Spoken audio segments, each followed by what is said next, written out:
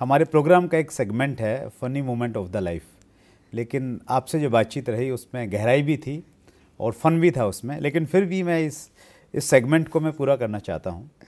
आप तो मतलब इतने बिंदास व्यक्ति हैं, तो आपकी ज़िंदगी का स्पेशली वो लक्षण, वो अक्षण जिसमें आपको अच्छा लगता है आज भी सुन के, देख के, याद करके, तो ऐसे कुछ पल हमारे व्यूअर्स के साथ में साझा जब मैं मेरी लाइफ को बताता हूँ तो उसमें मैं मेरी अर्ली लाइफ, मेरी अर्ली करियर, मेरी ये सब जब बताता हूँ तो उसमें आता है माई प्रैंक्स, मेरी शरारतें। अच्छा, वेरी मैं जब भी जीवन में प्रतिकूल परिस्थितियों से गुजरता हूँ तो मैं मेरी शरारतों को याद करता हूँ। अच्छा। मैं मेरे बचपने को जीवन में कभी दूर नहीं जाने देता। गुरु ने सिखाया था, बेटा जीवन में बचपने को जीवित रखना। अच्छा। तो वो अहंकार नहीं आने देगा और सीखने के लिए प्रेरित करता रहेगा। तो इस बात को मैंने माना है। तो मैं मेरी प्रैंक्स और मेरी शरारतें आज भी याद करता हूँ। जब हम लोग छोटे थे तो अब तो कितने बंधन है कि आदमी खुल के बच्चा नहीं बन सकता, फिर भी मैं कभी कभी बन ही जाता हूँ। अगर आप मेरे को देखते होंगे, जानते होंगे तो प्लीज। मेरी मंडली हुआ करती थी, मैं लीडर रहा हूँ शुरू से। तो हम बच्चे थे तो दिवाली होते होगी लोगों के लिए, हमारे लिए दिवाली अलग। तो हम रॉकेट लाते थे, 5 रुपए की एक रॉकेट लाते थे, उसको यूँ लगाया और अरे मैंने कहा बेकार गए 5 रुपए, बेकार गए 5 रुपए। तब तक तिरंगा पिक्चर आ गई थी गेंडा स्वामी की। अच्छा अच्छा। मैंने कहा रॉकेट का मुंह यूं करो। अच्छा। इन रॉकेटों का मुंह यूं करो। ऐसे करते गांव वालों में हड़कंप मच गया, क्योंकि 15 लड़कों को अब मैंने रॉकेट लगवाई, यूं करवा दिया। अब किसी की झोंपड़ी में, किसी की धोखती में, किसी की कहाँ रॉकेट। मैंने कहा फायर। अब हम ही तो शरारती बच्चे और हम ही गांव के रक्षक।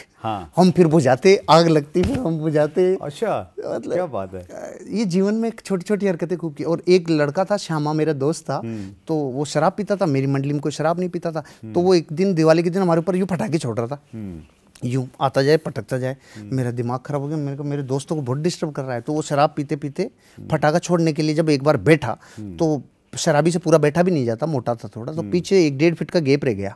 मैं उसके पीछे गया, एक सूतली बम लिया और नीचे फड़।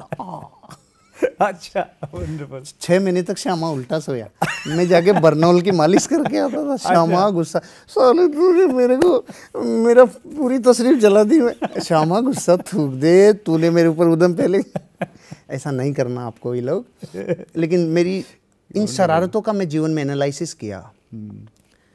जिंदगी में शरारती बच्चे का एक प्लस पॉइंट है, वो दुनिया का बुरा से बुरा वक्त देख ले, वो कभी नेगेटिव नहीं हो सकता, मायूस नहीं हो सकता, हताश नहीं हो सकता, क्योंकि वो प्रैंक्स उसके जीवन में उसको अपनी लाइफ को पॉजिटिव करने में हेल्प करती है। मैं तो सोच कर भी हो जाता था। इंडस्ट्री पे जब खतरा आया था तो हम लोगों को तो, मुझे तो 37 दिन जेल भी जाना पड़ा था।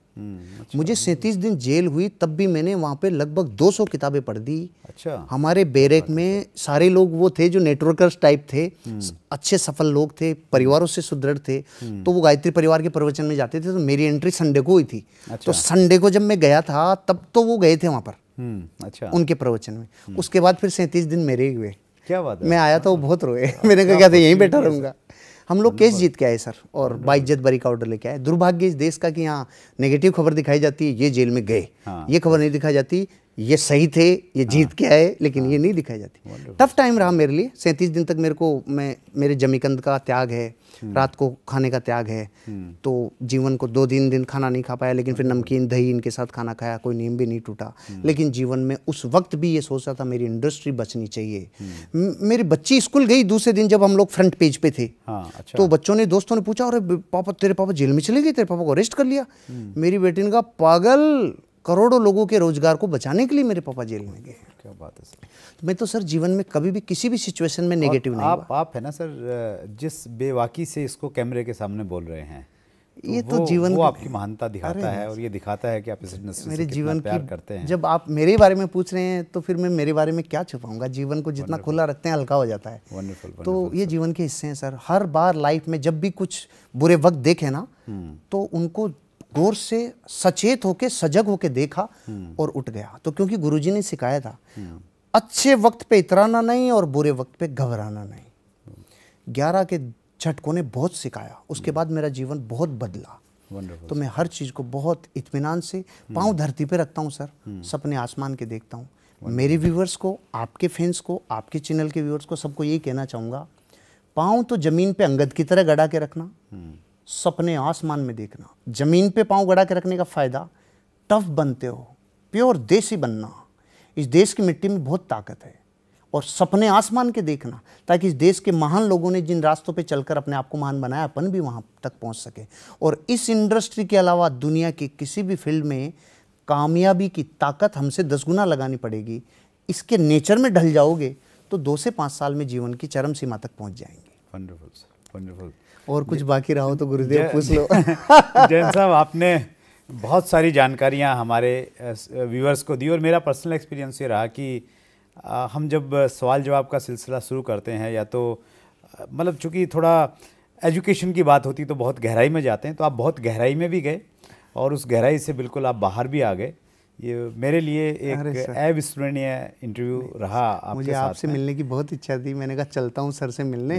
और सुबह से मैं सोच रहा था चलना है, बिल्कुल नादो के आया हूँ, बिल्कुल चल के आना है सर के। वंडरफुल सर, आपने इतनी सारी जानकारियाँ शेयर की हमारे व्यूअर्स के साथ में। आपने मुझे बुलाया, आपके बहुत आभारी, दिल से शुक्रिया, थैंक यू सो मच। सो ये थे श्री हर्षवर्धन जैन साहब, 19 साल का डायरेक्ट सेलिंग का तजुर्बा। सो इससे पहले कि ये इंटरव्यू ख़त्म हो, आपने क्या करना है, चैनल को सब्सक्राइब कर दीजिए, बेल आइकन जरूर प्रेस कीजिए ताकि हर नोटिफिकेशन आपके पास में आए। बहुत बहुत धन्यवाद, थैंक यू वेरी मच।